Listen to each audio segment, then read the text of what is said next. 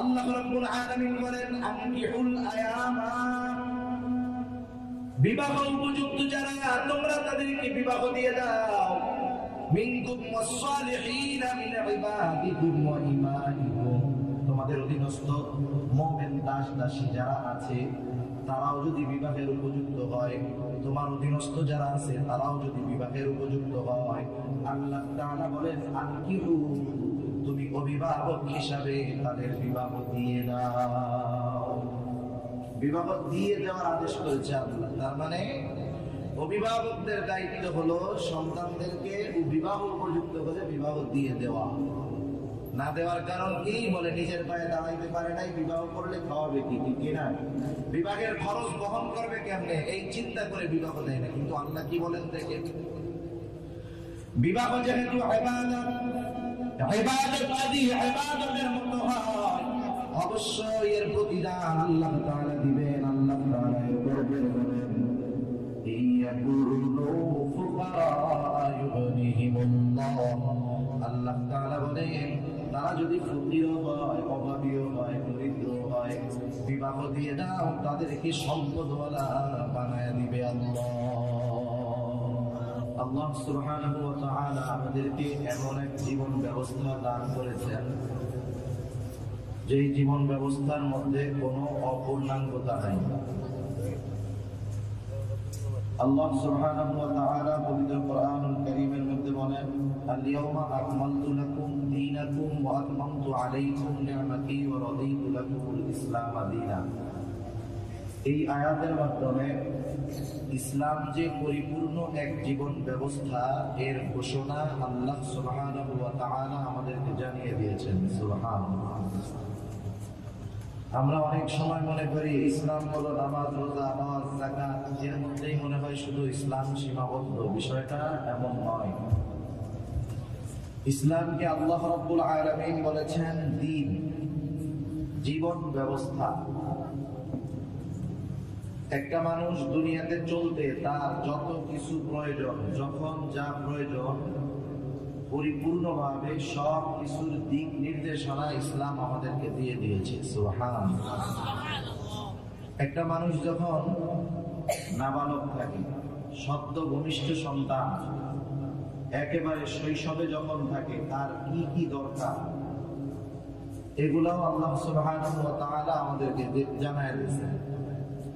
একটা ছেলে যখন শৈশব পাড়ি দিয়ে কৈশোরে পদার্পণ করবে, কৈশোরে তার কি কি দরকার, সে তার প্রয়োজনীয় জিনিসগুলো কিভাবে পাবে, পাশাপাশি তাকে কিভাবে তার অভিভাবকেরা গাইড করবে, তার হক কি আছে, এগুলাও ইসলাম জানায় দিয়েছে।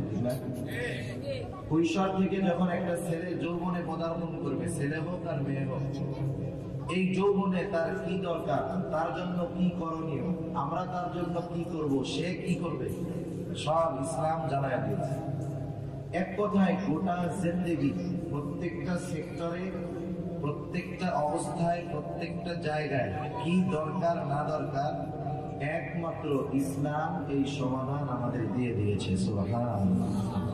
এজন্য আল্লাহ রাব্বুল আলামিন বলেছেন আল-ইয়াওমা আকমালতু লাকুম দীনাকুম, আমি আজকে তোমাদের জন্য তোমাদের জীবন ব্যবস্থাকে পরিপূর্ণ করলাম। সাথে সাথে আরেকটা ঘোষণা আল্লাহ তাআলা দিয়েছেন। কি ঘোষণা? ওয়া আতমামতু আলাইকুম নি'মাতি, এবং আমার নেয়ামত তোমাদের জন্য পরিপূর্ণ করলাম। সুবহানাল্লাহ। বিষয়টা কি? বুজুর্গানে দিন বলেন আল্লাহ তাআলার পরিপূর্ণ নেয়ামত কারা অর্জন করতে পারবে, অথবা আল্লাহ তাআলার পরিপূর্ণ নেয়ামত কারা পাবে? বুজুর্গানে দিন বলেন যেই লোকটা পরিপূর্ণ দ্বীন ইসলামের মধ্যে চলে আসবে। সুবহানাল্লাহ। এজন্য আল্লাহ তাআলা কোরআনুল কারীমের আরেক জায়গায় বলেন ইয়া আইয়ুহাল্লাযীনা আমানু দুখুলু ফিস-সিলমি কাফা। আল্লাহ তাআলা ঈমানদারদেরকে উদ্দেশ্য করে বলতেছেন, হে ঈমানদারেরা, তোমরা পরিপূর্ণভাবে ইসলামের মধ্যে দাখিল হয়ে যাও, তথা তোমার গোটা জিন্দেগি প্রত্যেকটা জায়গাকে তুমি আমি আল্লাহর নির্দেশনা অনুযায়ী সাজাও। তুমি তোমার ব্যবসার মধ্যে কি করবা, তুমি তোমার রাজনৈতিক জীবনে কি করবা, তুমি তোমার ব্যক্তিগত জীবনে কি করবা, তুমি যখন মানুষের অভিভাবক হবা, পরিবারের অভিভাবক হিসেবে তুমি কি করবা, প্রত্যেকটা জায়গায় কি করণীয় কি বর্জনীয় ইসলাম পরিপূর্ণভাবে আমাদেরকে জানায় দিয়েছে, ঠিক কিনা বলেন? আজকে তামাম দুনিয়ার মধ্যে অশান্তি, কাফেরদের মার মুসলমানরা খায় সেটা পরের কথা। আমাদের অন্তর্কলহ, নিজেদের মধ্যে যেই দ্বন্দ্ব, এই দ্বন্দ্বটা যে শুধু দল কেন্দ্রিক এমন না, বরং নিজের পরিবারের মধ্যেও দ্বন্দ্ব আছে না নাই? ভাইতে ভাইতে দ্বন্দ্ব, ছেলের সাথে বাবার দ্বন্দ্ব, স্বামীর সাথে স্ত্রীর দ্বন্দ্ব। এই অন্তর্কলহ কেন? এর কারণ হলো আজকে আমরা দিন থেকে পরিপূর্ণ দূরে, ইসলাম থেকে পরিপূর্ণ দূরে। আমরা প্রত্যেকটা কাজ করার আগে ভাবি যে ইসলাম কি বলে, এটা ভাবি না, বরং ভাবি সমাজ কি বলবে, ঠিক কিনা বলবে? আপনি যখন সমাজের মানুষকে খুশি করতে যাব, সবাইকে একসাথে আমি খুশি করতে পারবো না। কিন্তু আমি যদি একজনকে খুশি করার চেষ্টা করি, ওই একজন যদি খুশি হয়ে যায়, আল্লাহ তাআলা সবার মধ্যে আমার প্রতি সন্তুষ্ট দিয়ে দিবেন এবং সবাই আমার প্রতি খুশি থাকবে। যেমন হাদিসের মধ্যে আসছে, আল্লাহ সুবহানাহু ওয়া তাআলা যখন কাউকে ভালোবাসে, আল্লাহ তাআলা ভালোবাসবে কাকে? যে আল্লাহর গোলাম হয়ে যাবে, ঠিক কিনা? রাসূলুল্লাহ সাল্লাল্লাহু আলাইহি ওয়াসাল্লাম বলেন, যখন কাউকে আল্লাহ তাআলা ভালোবাসে তখন তার কি হয়? আল্লাহ রাব্বুল আলামিন জিবরাইল আলাইহিস সালামকে ডেকে বলেন, জিবরিল, আমি জমিনের অমুক গোলাম আল্লাহ আব্দুল করিম, আব্দুর রহিম, আমি আল্লাহ তাআলা তাকে ভালোবাসি, তুমিও ভালোবাসো। জিবরাইল আলাইহিস সালাম তাকে ভালোবাসতে শুরু করে। শুধু তাই না, আসমানের মধ্যে এসে এলান করে যায়, যে এই শোনো আসমানের বাসিন্দারা, দুনিয়ায় আব্দুর রহিম, অমুক এলাকার আব্দুর রহিম, তাকে আল্লাহ তাআলা ভালোবাসে, আমি ভালোবাসি, তোমরাও ভালোবাসো। এবার আসমানের বাসিন্দারা তাকে ভালোবাসতে শুরু করে। রাসূলুল্লাহ সাল্লাল্লাহু আলাইহি ওয়াসাল্লাম বলেন, যখন আসমানের বাসিন্দারা দুনিয়ার ওই আব্দুর রহিমকে ভালোবাসতে শুরু করে, আল্লাহ তাআলা দুনিয়ার মানুষের মধ্যে আব্দুর রহিমের ভালোবাসা এবং গ্রহণযোগ্যতা সৃষ্টি করে দেয়। তাহলে দেখেন, একজনকে যদি খুশি করা যায়, তাহলে একটা সময় সবাই আমার উপরে খুশি হবে। আমি যদি সমাজের মানুষকে খুশি করার চেষ্টা করি, সবাইকে খুশি করা সম্ভব নয়। একজন খুশি হবে, একজন বেজার হবে, এরপরেও আমি সমাজের মানুষ, আত্মীয় স্বজনের সন্তুষ্টি অর্জন করতে পারবো না। সেজন্য আমরা যদি আমাদের গোটা জিন্দেগির সব কাজ কর্মে আল্লাহ তাআলাকে সন্তুষ্ট করব এই উদ্দেশ্য নিয়ে অগ্রসর হই, ইনশাআল্লাহ সেই কাজের ভিতরে বরকত হবে, সেই কাজের ভিতরে রহমত আসবে, সেই কাজ আল্লাহ সুবহানাহু ওয়া তাআলার দরবারে গ্রহণযোগ্য হবে। শুধু তাই না, দুনিয়ার যত ফিতনা ফাসাদ আছে এগুলা থেকেও বাঁচা যাবে, ঠিক কিনা বলেন? আসলে তো কথা অনেক আসে, বেশি কথা আমি বলবো না। আমি যে উদ্দেশ্যে আপনাদের মধ্যে পবিত্র কোরআনুল কারীমের একটা আয়াত ও রাসূল আকরাম সাল্লাল্লাহু আলাইহি ওয়াসাল্লামের অগণিত হাদিস থেকে একটা হাদিস পাঠ করেছি, একটি সামাজিক বিষয় আলোচনা করার জন্য। একদিন আমি রাস্তা দিয়ে হাঁটতেছিলাম, গাড়িতে যাচ্ছিলাম, বাসের মধ্যে। হঠাৎ আমি একটা লোকের গেঞ্জির পেছনে লেখা দেখলাম, আদর্শ মানুষ, আদর্শ পরিবার। আদর্শ মানুষ, আদর্শ পরিবার। পরিবার গঠন হওয়ার জন্য কমপক্ষে দুইজন মানুষের দরকার হয়। কয়জন? পরিবার গঠন হওয়ার জন্য দুইজন মানুষের দরকার। তার মানে বোঝা গেল, এই দুইজন যদি আদর্শ মানুষ হয়, তাহলে হবে একটা আদর্শ পরিবার। আদর্শ পরিবার যদি আমরা গঠন করতে চাই, পরিবার গঠনের অন্যতম মাধ্যম, একমাত্র মাধ্যম হলো বিবাহ, ঠিক কিনা? বিবাহ ছাড়া কিন্তু পরিবার গঠন হয় না। এই বিবাহ, এটা সমাজে প্রতিনিয়তই আমরা দেখি সংগঠিত হইতেছে, বিবাহ হচ্ছে, দেখতেছি আমরা। অনেক ক্ষেত্রে এটাকে আমরা একটা সামাজিক কাজ হিসাবে অভিহিত করে ফেলেছি। বিবাহের মধ্যে শরীয়ত তথা দ্বীন বলতে কতটুকু? দ্বীন বলতে এতটুকুই বুঝি যে বিবাহের ইজাব কবুল হবে, মহরটা নির্ধারণ হবে, দুইজন সাক্ষী থাকবে, এতটুকুই মনে হয় ইসলামের কাজ, আর বাকি সবগুলো সামাজিক কাজ, ঠিক কিনা বলেন? আপনি খোঁজ নেন আপনাদের এলাকার বিবাহগুলোর মধ্যে, এই কাজটুকু ছাড়া বাকি এমন একটা কাজ আমার মনে হয় দেখাতে পারবেন না যেটা ইসলাম সম্মতভাবে হয়, ঠিক কিনা বলেন? অথচ এই বিবাহ, এটা কোনো সামাজিক বন্ধনের নাম নয়, বরং বিবাহ তো একটা ইবাদত, ঠিক কিনা বলেন? বিবাহ একটা ইবাদত। এখন বলেন তো, কেউ যদি কোনো ইবাদত করতে চায়, ইবাদতের মধ্যে কয়টা জিনিস কমপক্ষে লাগে? দুইটা। এটা কম্পালসারি লাগবেই। বিভিন্ন ক্ষেত্রে বিভিন্ন ইবাদতে আরো বেশি কিছু লাগতে পারে, কিন্তু এই দুইটা জিনিস প্রত্যেকটা ইবাদতের মধ্যে লাগবেই না। একজন নামাজ পড়লো, সুন্দর করে নামাজ পড়ছে ঠিক, কিন্তু আল্লাহর সন্তুষ্টি উদ্দেশ্য নয় এবং রাসূলের পদ্ধতিতে করে নাই, সেই নামাজ আমার আপনার চোখে দেখতে যতই ভালো লাগুক না কেন ইবাদত হবে? বিবাহ একটা ইবাদত, কারণ রাসূলুল্লাহ সাল্লাল্লাহু আলাইহি ওয়াসাল্লামের সুন্নাত হলো বিবাহ। قال رسول الله صلى الله عليه وسلم النكاح من سنتي فمن رغب عن سنتي فليس مني। রাসূল আকরাম সাল্লাল্লাহু আলাইহি ওয়াসাল্লাম বলেন, النكاح من سنتي, বিবাহ হলো আমার সুন্নাত। নিঃসন্দেহে যেটা রাসূলের সুন্নাত ওটা যে ইবাদত, এর মধ্যে কোনো সন্দেহ নাই, সন্দেহের কোনো অবকাশ নাই, সন্দেহের কোনো সুযোগ নাই।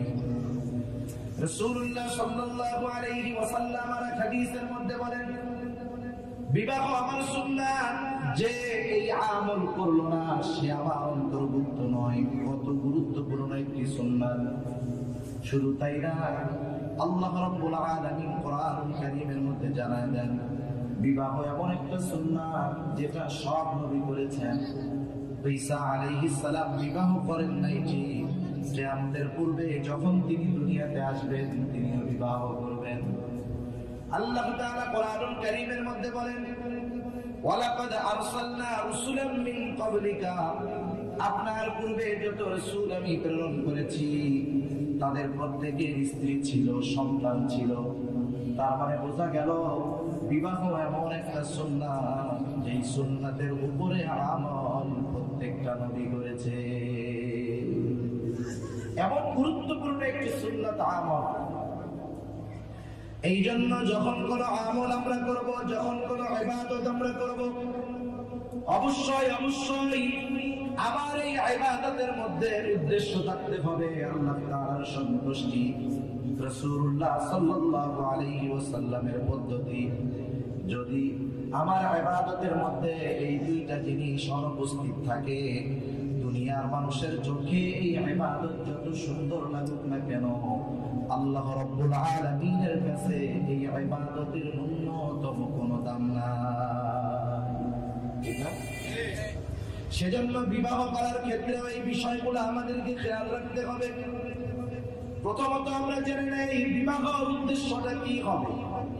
বিবাহের উদ্দেশ্য যদি আমার ঠিক থাকে তাহলে আমার সামনে অগ্রসর হওয়াটাও ঠিক থাকবে।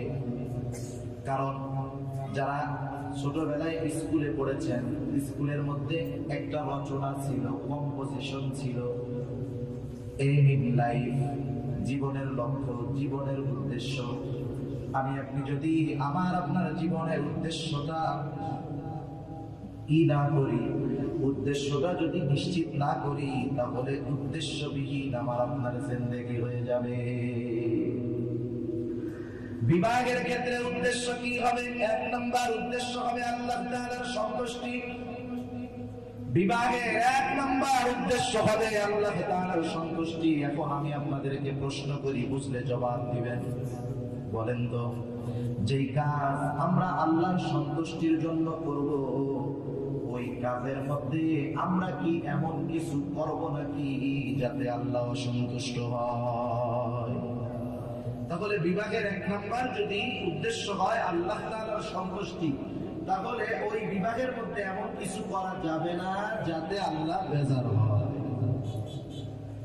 দুই নম্বর, নেক সন্তানের আশায় বিবাহ করতে হবে। বিবাহের দ্বিতীয় উদ্দেশ্য হলো নেক সন্তানের আশা। তিন নম্বর উদ্দেশ্য হলো গুনাহ থেকে বেঁচে থাকা। গুনাহ থেকে শুধু বাঁচা নয়, বরং গুনাহর আশঙ্কা থেকেও বেঁচে থাকা। চার নম্বর উদ্দেশ্য ইবাদতে একাগ্রতা অর্জনের লক্ষ্যে স্ত্রীর মাধ্যমে আন্তরিক প্রশান্তি লাভ করা। ইমাম গাজ্জালী রাহমাতুল্লাহি আলাইহি এই উদ্দেশ্যগুলো লেখছেন যে এই চারটা উদ্দেশ্যকে সামনে রেখে যেই মানুষ বিবাহ করবে তার বিবাহিত জিন্দেগিটা দুনিয়ার জান্নাতে পরিণত হয়ে যাবে। তাহলে এবার আসেন, 1 নম্বর সন্তুষ্টি হবে কার উদ্দেশ্য? আল্লাহ তাআলার সন্তুষ্টির উদ্দেশ্যে বিবাহ। 2 নম্বর নেক সন্তানের আশা। 3 নম্বর ইবাদতের মাধ্যমে গুনাহ থেকে এবং গুনার আশঙ্কা থেকে বাঁচা। 4 নম্বর ইবাদতের মাধ্যমে ইবাদতে প্রশান্তি অর্জনের লক্ষ্যে স্ত্রীর মাধ্যমে আন্তরিক প্রশান্তি লাভ করা। এই 4টা উদ্দেশ্য যদি আমার ঠিক থাকে, 4 উদ্দেশ্য ঠিক রেখে যদি আমি বিবাহের জন্য সামনের দিকে অগ্রসর হই, তাহলে আমার বিবাহটা ইবাদতওয়ালা বিবাহ হয়ে যাবে, আমার বিবাহটা ইবাদত হবে। আর যদি উদ্দেশ্যবিহীন আমি সামনে অগ্রসর হই, তাহলে এই বিবাহটা আমার একটা সামাজিক কাজ হবে। একেবারে আলো ঝলমল করে বড় কমিউনিটি সেন্টারের মধ্যে বিবাহ হবে, অনেক দাবিনামা হবে, অনেক মানুষদেরকে খাওয়ানো হবে, কিন্তু এই বিবাহের মেয়াদ হবে অল্প কিছুদিন, ঠিক না? আজকে দেখেন সারা বাংলাদেশের মধ্যে কোর্টগুলোর মধ্যে বিবাহ বিচ্ছেদের ঘটনা দিন যাচ্ছে আরো বাড়তেছে। সবাই আবেদন করতেছে যে আমরা আমাদের সম্পর্ক রাখতে চাই না, পারতেছি না, আমাদের মধ্যে আন্ডারস্ট্যান্ডিং হচ্ছে না, মিল হচ্ছে না, আমরা দুজনের মধ্যে আর সম্পর্ক রাখতে চাই না। মনে করেন এটা যে শুধু এমন হইতেছে যে বাচ্চা কাচ্চা নাই তা না, অধিকাংশ ডিভোর্স মানে বিবাহ বিচ্ছেদ যাদের হচ্ছে, অধিকাংশ ফ্যামিলির মধ্যে একাধিক সন্তান রয়েছে। 2টা সন্তানের মা বাপ এরা এখনো মিলেমিশে সংসার করতে পারতেছে না। 1 নম্বর ক্ষতি চিন্তা করেন, এই মা বাবার মধ্যে যখন বিচ্ছেদ হবে, এই 2টা সন্তানের ভবিষ্যৎ অনিশ্চিত হয়ে যায়, ঠিক কিনা? যাই হোক, যে কথা থেকে গেলাম সামনে আসবে কথা ইনশাআল্লাহ। বিবাহ যদি আমার উদ্দেশ্য ঠিক থাকে, আমি যদি সামনে অগ্রসর হই রাসূলের তরিকায় যদি আমি বিবাহটা করি, এটা হয়ে যাবে ইবাদত। কোরআনুল কারীমের মধ্যে আল্লাহ রাব্বুল আলামিন সেই কথা আমাদেরকে জানায় দিয়েছেন। বিবাহ দেওয়া এটা কিন্তু মূলত অভিভাবকের দায়িত্ব। বিবাহ দিবে অভিভাবক। সন্তানের হকগুলোর মধ্যে অন্যতম একটি হক যে সন্তান যখন বিবাহ উপযুক্ত হবে, ওই সন্তানের অভিভাবক যারা হবে তারা বিবাহ দিয়ে দিবে। এক্ষেত্রে আমাদের একটু পার্সিয়ালিটি হয়। কেমনে? বাবার 2টা সন্তান আছে, একটা ছেলে একটা মেয়ে। ছেলেও বিবাহ উপযুক্ত, মেয়েও বিবাহ উপযুক্ত। বাবা মেয়ের বিয়ে নিয়ে চিন্তা করে, ছেলের বিবাহ নিয়ে চিন্তা করে না। ওই অবস্থায় যদি ছেলের বিবাহের প্রস্তাব যায়, কি করবে জানেন? বলবো ওরে কি বিবাহ দেওয়ার টাইম হয়েছে, ও নিজের পায়ে আগে দাঁড়া, এরপরে বিবাহ করবে। কিন্তু মেয়ের বিবাহ দেওয়ার ব্যাপারে সে খুব পেরেশান। এই চিন্তা করলে হবে না। যখন সন্তান বিবাহ উপযুক্ত হবে, তখন অভিভাবকের দায়িত্ব হলো বিবাহ দিয়ে দেওয়া। এই বিষয়টা আমরা খেয়াল রাখবো। যদি না রাখি, এটা আমাদের জন্য সমস্যার কারণ হয়ে যেতে পারে। কারণ কি? কারণ ছেলেটা বিবাহ উপযুক্ত হয়ে গেছে, যৌবনে পদার্পণ করছে, আপনি তাকে বিবাহ দিলেন না। সে যদি এই যৌবনের তাড়নায় কোনো গুনাহ করে, অপরাধ করে, আপনি বাবা বা বড় ভাই অভিভাবক, এই সন্তান অপরাধ করবে, আর এই অপরাধের গুনাহ অটোমেটিক আপনার আমলনামায় যোগ হয়ে যাবে। নাউজুবিল্লাহ। সেজন্য দেখেন বিবাহটা এক এক সময় এক এক অবস্থা থাকে। স্বাভাবিকভাবে বিবাহ হলো সুন্নাত, কোন কোন পরিস্থিতিতে এটা কিন্তু সুন্নাতে মুআক্কাদা ওয়াজিব হয়ে যায়। কারো দ্বারা যদি অঘটন ঘটার কোনো সম্ভাবনা থাকে, গুনাহ হয়ে যাওয়ার সম্ভাবনা থাকে, তার জন্য বিবাহ করাটা জরুরি। আবার কোনো কোনো সময় এটা মাকরুহ তথা মাকরুহে তাহরিমিয় হয়ে যায়। যেমন একজন শারীরিকভাবে অক্ষম, সম্পদের দিক দিয়ে অক্ষম, এই লোকটার জন্য বিবাহ করা তখন বৈধ নয়, যতক্ষণ না সে পরিপূর্ণভাবে নিজের সুস্থতা অর্জন করবে। অবস্থার আলোকে বিবাহের হুকুম পরিবর্তন হয়। সেজন্য কার অবস্থা কেমন এটা আমাদের বোঝার চেষ্টা করতে হবে। মনে রাখবেন, আজকে তো আমাদের দেশে কিছু দুষ্ট মানুষেরা বালেগ হওয়ার বয়স নির্ধারণ করে দিয়েছে। বালেগ হওয়ার বয়স আমাদের দেশে বালেগ হয় কত বছরে? 18 বছরের আগে বালেগ হয় না, কিন্তু 1500 বছর আগে রাসূলুল্লাহ সাল্লাল্লাহু আলাইহি ওয়াসাল্লাম আহাদুল বুলুগ বালেগ হওয়ার সীমারেখা নবীজি নির্ধারণ করে দিয়েছেন 15 বছর। কত বছর? 15 বছর। রাসূলুল্লাহ সাল্লাল্লাহু আলাইহি ওয়াসাল্লাম বালেগ হওয়ার সর্বোচ্চ সময় হলো 15 বছর নির্ধারণ করেছেন। কেউ 12 বছরেও হতে পারে। এখন চিকিৎসা বিজ্ঞান বলে অনেকে 10 বছরেও বালেগ হয়ে যায়। অথচ দেখেন আমাদের দেশ সহ বিভিন্ন জায়গায় বালেগ হওয়ার সীমারেখা নির্ধারণ করে দেওয়া হলো 18 বছর। অথচ রাসূলুল্লাহ সাল্লাল্লাহু আলাইহি ওয়াসাল্লাম বালেগ হওয়ার সর্বশেষ সীমা নির্ধারণ করে দিলেন 15 বছর পর্যন্ত। তার মানে বোঝা গেল একটা ছেলে যখন 15 বছরে অতিবাহিত করে, পদার্পণ করে, নিঃসন্দেহে ওই ছেলেটা যে বালেগ পরিপূর্ণ বয়স্ক হয়ে গেছে কোনো সন্দেহ নাই। এই সময় তার বিবাহের ব্যবস্থা করা উচিত। এই সময় তার বিবাহের ব্যবস্থা করা অভিভাবকের দায়িত্ব। যদি না করে, সে যদি কোনো গুনাহের কাজে লিপ্ত হয়ে যায়, তাহলে সমস্যা। এজন্য আল্লাহ রাব্বুল আলামিন বলেন, ওয়াআনকিহুল আয়ামা মিনকুম ওয়াস-সালিহিনা মিন ইবাদিকুম ওয়া ইমাইকুম ইয়াকুনু ফুকারা ইউগনিহিমুল্লাহ। বিবাহ দেওয়ার দায়িত্ব কার করে দিয়েছেন? আল্লাহ। আল্লাহ রাব্বুল আলামিন বলেন, আনকিহুল আয়ামা, বিবাহ উপযুক্ত যারা তোমরা তাদেরকে বিবাহ দিয়ে দাও। মিনকুম ওয়াস-সালিহিনা মিন ইবাদিকুম ওয়া ইমাইকুম, তোমাদের অধীনস্থ মুমিন দাস দাসী যারা আছে তারাও যদি বিবাহের উপযুক্ত হয়, তোমার অধীনস্থ যারা আছে তারাও যদি বিবাহের উপযুক্ত হয়, আল্লাহ তাআলা বলেন আনকিহু, তুমি অভিভাবক হিসাবে তাদের বিবাহ দিয়ে দাও। বিবাহ দিয়ে দেওয়ার আদেশ করেছে আল্লাহ। তার মানে অভিভাবকদের দায়িত্ব হলো সন্তানদেরকে বিবাহ উপযুক্ত হলে বিবাহ দিয়ে দেওয়া। না দেওয়ার কারণ কি? বলে নিজের পায়ে দাঁড়াইতে পারে নাই, বিবাহ করলে খাওয়াবে কি? ঠিক না? বিবাহের খরচ বহন করবে কেমনে, এই চিন্তা করে বিবাহ দেয় না। কিন্তু আল্লাহ কি বলেন দেখেন, বিবাহ যেহেতু ইবাদত, ইবাদত যদি ইবাদতের মতো হয়, অবশ্যই এর প্রতিদান আল্লাহ তাআলা দিবেন। আল্লাহ তাআলা করবেন বলেন, ইয়াকুনু ফুকারা ইউগনিহিমুল্লাহ। আল্লাহ তাআলা বলেন, তারা যদি ফকির হয়, অভাবীও হয়, দরিদ্র হয়, বিবাহ দিয়ে দাও, তাদেরকে সম্পদওয়ালা বানায় দিবে আল্লাহ। আল্লাহ তাআলা বলেন, ইয়াকুনু ফুকারা ইউগনিহিমুল্লাহ। তারা যদি ফকির হয়, দরিদ্র হয়, অভাবী হয়, আল্লাহ রাব্বুল আলামিন তাদেরকে ধনী বানায় দিবে। কিন্তু কখন? বুজুর্গানে দিন বলেন, যখন এই বিবাহটা ইবাদত হিসাবে দেওয়া হবে, করা হবে। এখন আপনাদের আমি জিজ্ঞাসা করি, বিশেষ করে চট্টগ্রাম এবং সিলেট এই দুই বিভাগে যেই বিবাহ অনুষ্ঠানগুলো হয়, বলেন তো এই বিবাহের ইবাদত বলা যায়? যেহেতু বিবাহ হলো ইবাদত, কিন্তু আমরা ওই ইবাদতটা করি সামাজিক রীতিনীতিতে, সমাজের দেখানো পদ্ধতিতে। যেহেতু আমরা ইবাদতটাকে সামাজিক পদ্ধতিতে করি, সেহেতু এই বিবাহ ইবাদত হয় না। এই বিবাহের মধ্যে আল্লাহ তাআলার রহমত আসে না। এই বিবাহের দ্বারা গরিব মানুষ ধনী হয় না, বরং বিবাহ করার পরে নতুন এক অশান্তির সৃষ্টি হয়। সেজন্য বিবাহ যেহেতু ইবাদত, করতে হবে রাসূলুল্লাহ সাল্লাল্লাহু আলাইহি ওয়াসাল্লামের তরিকায়। নবীজির তরিকায় যদি বিবাহ না করা হয়, নবীজির পদ্ধতিতে যদি বিবাহ না করা হয়, ওই বিবাহ ইবাদত হবে না। ওই বিবাহের দ্বারা আল্লাহ তাআলার পক্ষ থেকে রহমত পাওয়া যাবে না।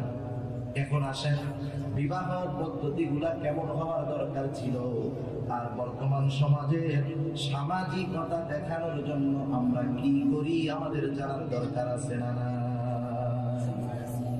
জানার দরকার আছে। বিবাহটা শুরু হয় কেমন? কিছু কিছু ক্ষেত্রে ঘটকের মাধ্যমে হয়। ঘটক চিনেন আপনারা? ঘটকের মাধ্যমে, অমুকের একটা মেয়ে আছে খুব সুন্দর, অমুকের একটা ছেলে আছে খুব ভালো, এইভাবে একজন মধ্যস্থতাকারী হয়ে এই বিবাহ সংগঠিত করার চেষ্টা তিনি করেন। আমাদের এলাকায় এটা বলে ঘটক। কি বলে? ঘটক। এখন তো মোবাইলের জামানা। আগের জামানায় ঘটকদের কাছে অনেক ছবি থাকতো, এসে ছেলের বাড়িতে ছবিগুলা দেখাইতো, ঠিক না?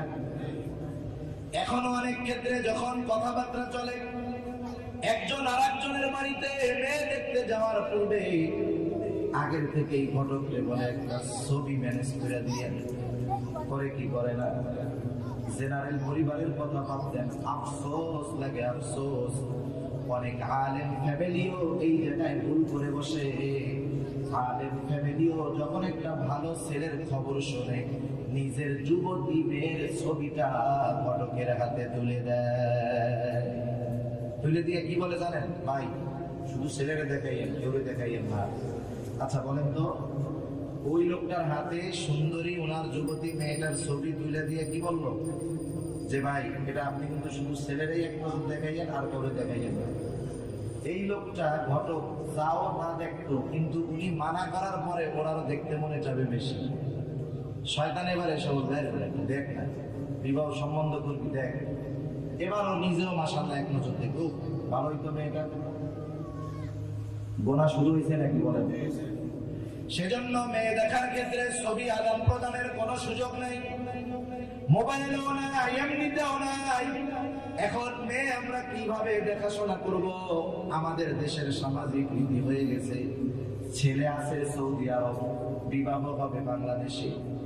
ছেলে বাংলাদেশে আসার আগে যাকে বিবাহ করবে বা যার সাথে আত্মীয়তার সম্পর্ক হবে, ওই মেয়েটাকে ওই ছেলে দেখার আগে তার দুলাভাই, খালাতো ভাই, মামাতো ভাই 50 বার দেখা হয়ে যায়, ঠিক না? সেও আর মগা মগা মগা ওরে বলে যে মা বাপ, এই তোরে তো বিবাহ দিতে চাই, তুই কি করবি? অমুক একটা মেয়ে দেখছি, ও কি বলে, আচ্ছা আমি তো বিবাহ করবো, তোমরা থাকবা, তোমরা দেখে আসো, আমার ছোট ভাই, দুলো ভাই, এদেরকেও নিয়ে যাইও, সবার যদি পছন্দ হয় তাহলে আমি বিবাহ করবো। তুমি যদি সবার পছন্দেই বিবাহ করো, তাহলে তোর বিবাহ করার দরকার নেই, যাকে পছন্দ হয়েছে এক একটার সাথে দিয়ে দেবে, ঠিক কিনা বলে? সেজন্য যখন কেউ মেয়ে দেখতে যাবে, মেয়ে দেখতে যাওয়ার সময় সাথে মহিলারা যাবে, কোনো অসুবিধা নাই, বাবা যাবে, ভাই যাবে, কোনো অসুবিধা নাই, কিন্তু দেখবে সে একা। সে একা দেখবে, একা। শরীয়ত যতটুকু দেখার অনুমতি দিয়েছে সে ততটুকু দেখবে। সে যেগুলা দেখতে পারবে না সেগুলা তার মা বোনেরা দেখবে, ঠিক কিনা বলেন? কিন্তু দুইজন পাশাপাশি বসে আর এক ভাইকে দেখাবে, বাবাকে দেখাবে। মনে রাখবেন, ছেলে যখন বিবাহের জন্য মেয়ে দেখতে যাবে, বিবাহের পূর্বে ওই মেয়েটাকে ছেলের বাবাও দেখতে পারবে না। কিন্তু আমাদের দেশে অভ্যাস কি, বাবারা দেখায়, সবাই মিলে একসাথে দেখায়। নিঃসন্দেহে এটা হারাম কাজ, কোনো সন্দেহ নেই, কবিরা গুনাহ হইতেছে সবাই। সেজন্য মেয়ে দেখার ক্ষেত্রে কি, একজন দেখবে, যে বিবাহ করবে সে দেখবে। আর ভিতরের অভ্যন্তরীণ বিষয়, বিবাহের ক্ষেত্রে কিছু বিষয় খোঁজ খবর নেওয়ার দরকার আছে। মেয়েটা বংশীয় নাকি, মানে বংশ ভালো কিনা, এটা মুরব্বীরা আগে এই বিষয়গুলো খেয়াল করবে। ছেলে শুধু চেহারা দেখবে, মা ভেতরের পরিবেশটাকে আঁচ করবে, যে ভেতরের পরিবেশটা কেমন, দিনদারিত্ব আছে কিনা, ভেতরের পরিবেশ দেখলেই ওনারা বুঝতে পারবে। বাবা বাইরে মুরব্বীদের সাথে কথা বলবে যে বংশটা কেমন, গোত্র কেমন, অতীতে এই বংশের মানুষগুলো কেমন ছিল। এই সম্মিলিত সবগুলো যখন একত্রিত হবে তখন বিবাহের দিকে অগ্রসর হবে। কিন্তু আমাদের দেশের সমস্যা হলো কি জানেন, ছেলেটা যদি কোনো মতে দেখে যে মেয়েটার চেহারা সুন্দর, মার কথাও শুনবে না, বোনের কথাও শুনবে না, বাপের কথাও শুনবে না, যে বংশ যা হয় হোক, মেয়েটা দেখতে বলো আমার পছন্দ হয়েছে, বিবাহ না দিলে কিন্তু আমার জান আমি শেষ করে দেব। সব কিছু দেখে শুনে বিবাহ করতে হবে। এজন্য রাসূলুল্লাহ সাল্লাল্লাহু আলাইহি ওয়াসাল্লাম বলেন, বিবাহের ক্ষেত্রে তোমরা কি দেখবা? রাসূল আকরাম সাল্লাল্লাহু আলাইহি ওয়াসাল্লাম বিবাহের ক্ষেত্রে 4টি জিনিস দেখার কথা আল্লাহর নবী বলেছেন। রাসূলুল্লাহ সাল্লাল্লাহু আলাইহি ওয়াসাল্লাম বলেন, তুনকাহুল মারআতু লিআবাই, 4টি জিনিস দেখে বিবাহ করার কথা আল্লাহর নবী বলেছেন। লিমালিহা, 1 নম্বরে মেয়ের মাল, 2 নম্বর ওয়ালি হাসাবিহা, মেয়েটার বংশ কেমন। এরপরে রাসূলুল্লাহ সাল্লাল্লাহু আলাইহি ওয়াসাল্লাম বলেন ওয়ালি জামালিহা, মেয়েটার সৌন্দর্য কেমন। 4 নম্বরে নবীজি বলেন ওয়ালি দীনিহা, দেখবা তার দ্বীন দায়িত্ব কেমন। রাসূলুল্লাহ সাল্লাল্লাহু আলাইহি ওয়াসাল্লাম এরপরে বলেন ফাযফার বিদাতিদ্দীন, বাকি 3টা আছে, দ্বীন দায়িত্ব নাই, কাজ হবে না, বরং দিনদারিত্বকে তোমরা প্রাধান্য দিবা। বাকি তিনটাও আছে, দিনদারিত্ব আছে, এটা তো ভালোর উপরে ভালো, কিন্তু বাকি তিনটা আছে, বংশ ভালো, সম্পদ, সুন্দর সব আছে, কিন্তু দিনদারিত্ব নাই, খবরদার এটা বাদ দিয়ে দাও। তাহলে কি হবে? পরবর্তী জামানায় এসে টের পাবা যে দিনবিহীন একটা মেয়ে ঘরে আনা তোমার জন্য কতটা কষ্টের কারণ হয়ে গেছে, ঠিক কিনা বলে? সেজন্য আমাদের গ্রামের ভাষায় একটা কথা বলে যে জাতের মেয়ে কালো ভালো, নদীর জল ঘোলাও ভালো। কিন্তু এখন আমরা সৌন্দর্যকে প্রাধান্য দিই, খবরদার এটা করবো না। আবার এই ছেলে মেয়ে দেখা দেখির মধ্যে এক ধরনের ধোঁকা আছে, ধোঁকা। আপনাদের চিটাগাঙে এই রোগ আছে, মাশাআল্লাহ। রাগ হচ্ছেন নাকি আপনারা? রাগ হয়ে চট্টগ্রামে মা বাবা যারা সন্তান আছে, ছেলে মেয়ে আছে, মেয়ের বয়স 12-13 বছর হইলেই মাইয়ের বিয়ে দেওয়ার জন্য খুব পেরেশান হয়ে যায়। কিন্তু মাগার ছেলে বিদেশে থাকতে থাকতে, চাকরি করতে করতে মাথার চুল পইড়া মাথাটা স্টেডিয়াম হয়ে গেছে, এর কোনো খোঁজ খবর নেয় না। আছে না নাই? বয়স বেশি হলে কেন বিবাহ দেন? যেই জিনিসের যেই কাজ, সেটা দিয়ে যদি সেই কাজ না করে ঘরে উঠায় রাখেন, জিনিস নষ্ট হবে। যেমন আপনাদের বাসায় নিশ্চয়ই প্রত্যেকের বাসায় বটি আছে, বটি আছে না? মামলার তরকারি কাটে, কি বলে আপনাদের এদিকে? বটি আছে। ওনাদের বটিগুলা ধরে দেখবেন অনেকদিন ধরে ব্যবহার করতেছে, ধার কার কিচ্ছু দেওয়া লাগে না, কিন্তু বটিটা খুব দাম। কেন? প্রতিদিন ব্যবহার চলতেছে, ঠিক না? আপনি যদি একটা বটি সুন্দর মতো ধার দিয়ে কাগজে কাপড়ে পেঁচাইয়া সুন্দর মতো আলমারিতে তুলে রাখেন, 2 বছর পরে বাইর করবেন, ওটা জং ধরবে, ভেঙে যাবে, বোথা হয়ে যাবে, কাজ করা যাবে না। এখন আপনি যদি বলেন হুজুর তাতে কি, নতুন তো আছে, না কাটা গেলে কি হবে? যেই বটি দিয়ে কাটা যায় না, ওটা নতুন থাকলেই বা কি আর না থাকলেই বা কি, ঠিক কিনা বলেন? যথাসময়ে জিনিসের ব্যবহারে সেটার মেয়াদ বাড়ে। যথাসময়ে যদি কাউকে বিবাহ দেওয়া হয় তাহলে শারীরিকভাবে সে সুস্থ থাকে, ঠিক কিনা বলেন? অনেক বাচ্চারা আছে, সব কথা তো বলা যায় না, বুঝে নিতে হয়। একটা ছেলে যখন যৌবনে পদার্পণ করবে, যৌবনের প্রারম্ভে যদি তাকে বিবাহ দেওয়া হয়, তার যৌবন শক্তিটা দীর্ঘস্থায়ী হয়। আর যদি এই ছেলেটাকে পৌরত্বে পদার্পণ করার পরে বিবাহ দেওয়া হয়, তাহলে অল্প কিছু দিনের মধ্যেই তার সংসার নষ্ট হয়ে যাওয়ার সম্ভাবনা সৃষ্টি হয়। কারণ চিকিৎসা বিজ্ঞান বলে একটা মানুষের কিছু কাল আছে, যেমন ছোটবেলা যখন সন্তানেরা দুধ পান করে, আমরা ওই সময়টাকে বলি শৈশব কাল। একটু বড় যখন হয় আমরা বলি কৈশোর কাল। এরপরে যখন মোজ দেখা যায়, একটু বড় বড় মনে হয়, তখন এটাকে আমরা বলি বালেক হয়ে গেছে, যৌবন কাল। প্রত্যেকটা সময়ের কিন্তু একটা মেয়াদ আছে। শৈশব এবং কৈশোরের মেয়াদ হলো আল্লাহর নবী জানায় দিয়েছেন সর্বোচ্চ 15 বছর। 15 বছর থেকে তার যেই কালটা শুরু হলো, এটাকে বলা হয় যৌবন কাল। যৌবন কালের মেয়াদ কতদিন? চিকিৎসা বিজ্ঞান বলতেছে যৌবন কালের মেয়াদ হলো 30 থেকে 34 বছর। 34 বছর হলো যৌবন কালের মেয়াদ। এজন্য দেখেন, মানুষ যখন 30 বছর পদার্পণ করে, 34 বছর পর্যন্ত তার যৌবনটা থাকে পূর্ণিমার পূর্ণ চাঁদের ন্যায়।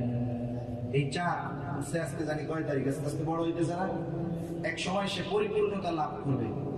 এরপরের থেকে সে 15 তারিখ থেকে আস্তে আস্তে কি হবে? ছোট হবে।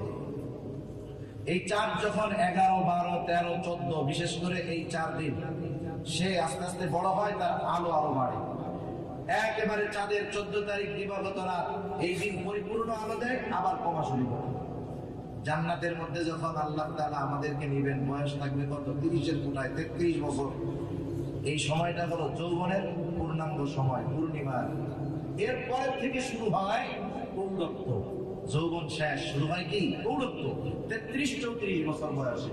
এখন দেখেন, আপনি একটা লোক প্রতিষ্ঠিত হতে গিয়ে বিদেশে 10, 15, 20 বছর কাটায়া আপনি 34 বছর বয়সে যখন আসলেন, তখন আপনি আর যুবক নাই, আপনি তখন পৌরত্বে পদার্পণ করছেন। বিবাহ করেন নাই, কুমার আছেন, ঠিক আছে, কিন্তু বয়সের কারণে কি হয়েছে? যৌবন শেষ, পৌরত্বে পদার্পণ করলেন আপনি। আপনার তো এখন টাকা পয়সা অনেক, এখন কি মন যাবে? অবশ্যই টাকা পয়সা যখন বেশি আছে, বিবাহ করার জন্য আসছে, 35-40 বছর বয়স, সে কিন্তু 33-34 বছরের একজন মেয়েকে বিবাহ করবে না। সে চাইবে তার বয়স যদিও 40 বছর 35 বছর, সে চাইবে 18-17 বছরের একজন যুবতী মেয়েকে বিবাহ করতে। ঠিক কিনা বলেন? এবার যখন দুই পরিবারের দেখা দেখি হয়, এখানেও ধোঁকা আছে, খবরদার ধোঁকা দেওয়া যাবে না। আমাদের সমাজের মধ্যে ছেলে মেয়ে দেখানোর সময় উভয় পক্ষকে ধোঁকা দেয় একটা মাধ্যম। মেয়েটা একটু কালো, ছেলের সামনে যখন আনে সুন্দর মতো এমন ভাবে এটাকে বিউটি পার্লার থেকে রং করে আনে, রং বুঝেননি, মেকআপ করে আনে, চেহারাটাকে সুন্দর বানায় আনে। এই যে ছেলের সামনে যে চেহারাটা দেখানো হলো, ছেলেটা তো ওই সুন্দর চেহারা দেখে পছন্দ করলো, কিন্তু বলেন তো এই মেয়েটার বিবাহের পরে 24 ঘন্টা সে কি ওই রকম মুখে রং করে রাখতে পারবে নাকি? তখন তো বিবাহের পরে আসল চেহারা ফ্ল্যাশ হয়ে যাবে। তখন কি হবে? তার কিন্তু ভালো লাগছিল সুন্দর চেহারাটা দেখা, তখন সে কালো চেহারাটা দেখার পরে তার প্রতি তার আন্তরিকতা ভালোবাসা কমে যাবে। এটা এক ধরনের ধোঁকা। আবার যেই ছেলেটা বিবাহ করতে গেছে তার বয়স 35-40 বছর, মাথার মধ্যে চুল নাই, সুন্দর মতো শহরের মধ্যে এখন পরচুলা পাওয়া যায়, নকল চুল লাগানো যায়। সেও কি করে? নকল চুল মাথার উপর দিয়ে তার স্টেডিয়ামটাকে ঢেকে এনে মেয়ের সামনে নিজের দেখায়। এইবার কি হলো বলেন? অয় দিছে ধোঁকা, অয় দিল ধোঁকা।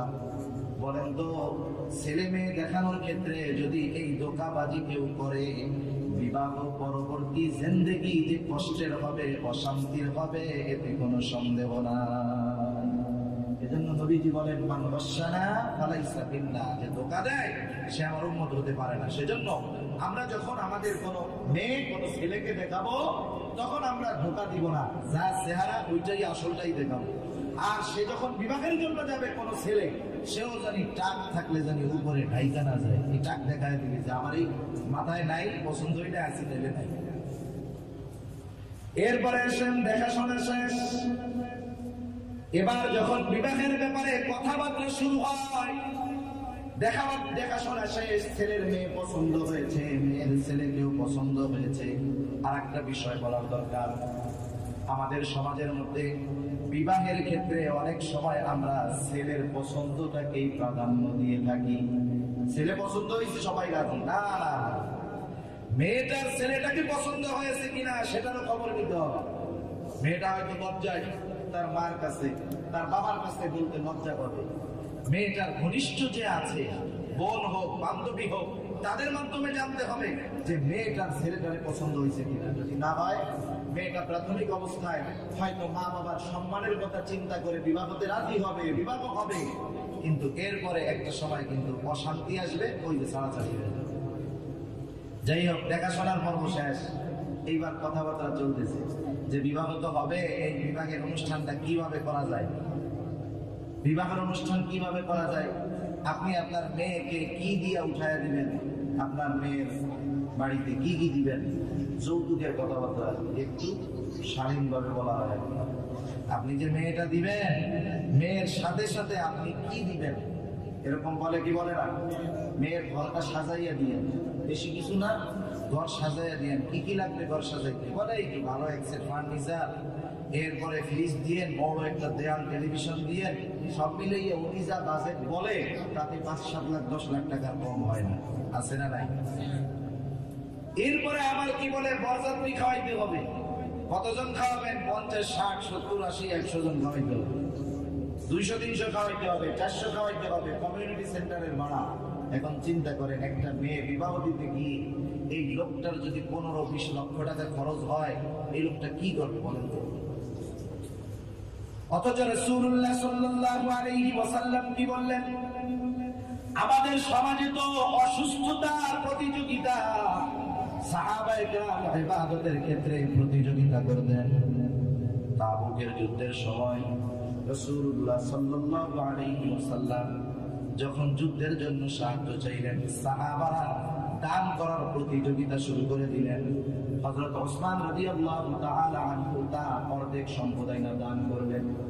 হযরত ওসমান রাদিয়াল্লাহু তাআলা আনহু তার 3 ভাগের 1 ভাগ সম্পদ দান করলেন। হযরত ওমর রাদিয়াল্লাহু তাআলা আনহু তার সমুদয় সম্পদের অর্ধেক এনে দান করলেন। হযরত আবু বকর সিদ্দিক রাদিয়াল্লাহু তাআলা আনহু পরিমাণ যদিও কম কিন্তু নিজের সব সম্পদ এনে দান করলেন। তারা দ্বীনের কাজে তারা প্রতিযোগিতা করত, আর আমরা দুনিয়ার কাজে গোনার কাজে প্রতিযোগিতা করি। কি চিন্তা করি যে আমার পাশের বাড়ির ছেলে ওরে বিবাহ দিছে, ও বরযাত্রী নিয়ে গেছিল 400, আমি যদি আমার ছেলের বিবাহে যদি 400-500 বরযাত্রী না নেই, তাহলে কি আমার ইগো থাকে, আমার ইজ্জত থাকে? এজন্য কি করবে, ওই মেয়ের বাবাকে বলবে 500 বরযাত্রী খাওয়াইবে। আবার খোঁজ নেই যে ওর বিবাহতে ওর শ্বশুর বাড়ি থেকে কয় আইটেম খাওয়াইছে, খোঁজ খবর নিয়ে জানে 10 আইটেম। আবার অফার করে যে শরীর মেহমানরা আসবে, এইটা খাওয়াবেন সেইটা খাওয়াবেন, সাথে সাথে চিংড়ি মাছও দিবেন, তাইলে কিন্তু বিবাহ হবে না। এইভাবে ডিমান্ড দিয়ে খাওয়া, এটা নিঃসন্দেহে জুলুম করা, কোনো সন্দেহ নাই। আপনার যদি খাওয়াইতে মনে চায় আপনার আত্মীয় স্বজনের, আপনি আপনার নিজের টাকা দিয়ে খাওয়ান, কেন আপনি মেয়ের বাবার উপরে চাপায় দেন? নিঃসন্দেহে এটা জুলুম, কোনো সন্দেহ নেই। সেজন্য এই ধরনের ডিমান্ড করা শরীয়তে বৈধ নয়। যদি মেয়ের বাবা নিজ সন্তুষ্টিতে আপনাদেরকে বলে যে ঠিক আছে, যেহেতু মেয়েটার বিবাহ হবে, আমি আমার মেয়েটাকে বিবাহ দিতে চাই, আপনারা 50 জন আসবেন, আমি যা পারি খাওয়াবো, সেটা ভিন্ন জিনিস। কিন্তু বর পক্ষের পক্ষ থেকে কনে পক্ষের উপরে জুলুম করে ডিমান্ড করে 400-500 বরযাত্রী, ঘর সাজানোর মাল সামানা তো বহুত, জুলুম করে একটা টাকা গ্রহণ করার সুযোগ নাই। এটা জুলুম করে খাওয়া হবে। আল্লাহ তাআলা বলেন, ওয়ালা তাকুলু আমওয়ালাকুম বাইনাকুম বিল বাতিল, তোমরা অবৈধভাবে কারো সম্পদ ভক্ষণ করো না। বরপক্ষ যদি এমনটা করে, নিঃসন্দেহে অবৈধভাবে জুলুম করে মানে পক্ষের কাছ থেকে জোর করে ওইটা নেওয়া হবে। এমনটা করা যাবে না, কিন্তু খুব কঠিন। বলতেছি খুব সহজে, কিন্তু এই সমাজে এই পরিবর্তনটা কঠিন না সহজ? যদি বলেন কঠিন না সহজ? নিঃসন্দেহে কঠিন, কোনো সন্দেহ নেই। কিন্তু এরপরেও এই আমলের দিকে আমাদেরকে যাইতে হবে। কারণ কি যাইতে হবে? এই কারণে ভবিষ্যতের চিন্তা করি। কারণ আপনি এত টাকা খরচ করে বিবাহ দিবেন, বিবাহ করবেন, যদি এই বিবাহের মধ্যে শান্তি না আসে, কোনো দরকার আছে? এই বিবাহের মধ্যে যদি বরকত না থাকে, কোনো দরকার আছে এই বিবাহের? এজন্য খরচ কমাতে হবে। রাসূলুল্লাহ সাল্লাল্লাহু আলাইহি ওয়াসাল্লাম বলেন, আ'যামুন নিকাহি বারাকাত আইসারুহা মাউনা। রাসূলুল্লাহ সাল্লাল্লাহু আলাইহি ওয়াসাল্লাম বলেন, ওই বিবাহের মধ্যে বরকত বেশি যেই বিবাহের মধ্যে খরচ কম। রাসূলুল্লাহ সাল্লাল্লাহু আলাইহি ওয়াসাল্লামের বিবাহের মধ্যে কোনো খরচ তো নাই, খরচ কম হয়েছে, বরকত বেশি হয়েছে। এখন বিবাহের মধ্যে খরচ বেশি হয়, বরকতের কোনো খবর থাকে। এই গেল বরপক্ষের ডিমান্ড। কনে পক্ষেরও ডিমান্ড আছে। কনে পক্ষ চিন্তা করে বিবাহ দিব মেয়েটাকে, যেই যুগ জামানা চলতেছে, না জানি কোন সময় ছেলের সাথে মেয়ের বিবাহ ভেঙে যায়। এইবার যখন বিবাহের মধ্যে কথা হয় কাবিননামার টাকার ব্যাপারে, ওইখানে কনে পক্ষের পক্ষ থেকে বড় বড় ডিমান্ড করা হয়, 15 লক্ষ টাকা, 20 লক্ষ টাকা, ঠিক কিনা বলেন?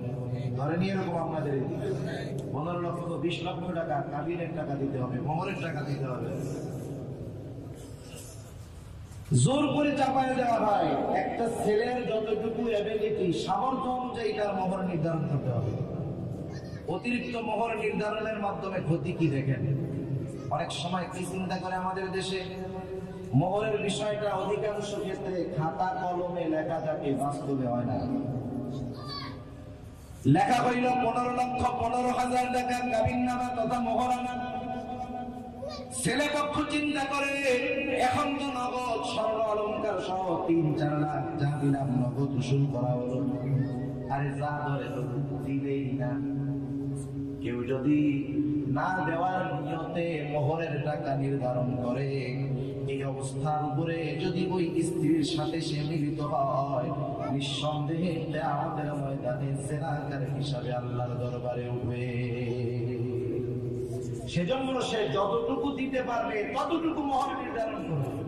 আর যদি পুরাটা নগদ না দিতে পারে, তাহলে যেটা বাকি থাকবে সেটা স্ত্রীর কাছ থেকে সময় চেয়ে নিবে, ঠিক কিনা বলে?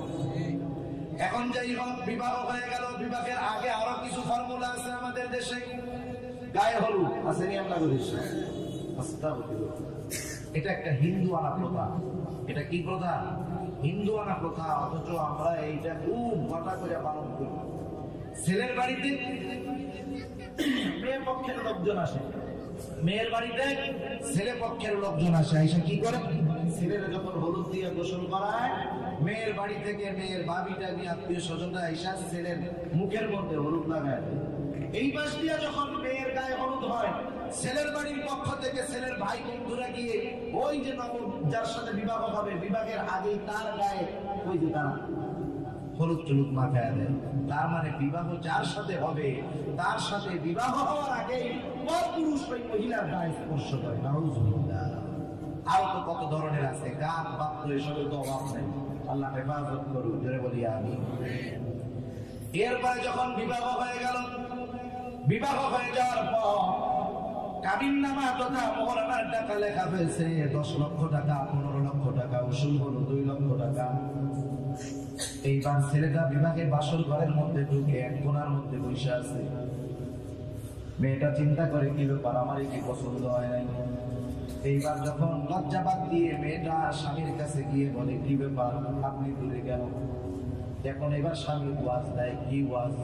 বলে হুজুরেরা ওয়াজে বলছে মোহরানার টাকা পরিশোধ না করে তোমার কাছে যাওয়া যাবে না। এখন মেয়েটা তো নতুন না, লজ্জা আছে, কয়দিন পরে কি হবে সেটা পরের চিন্তা।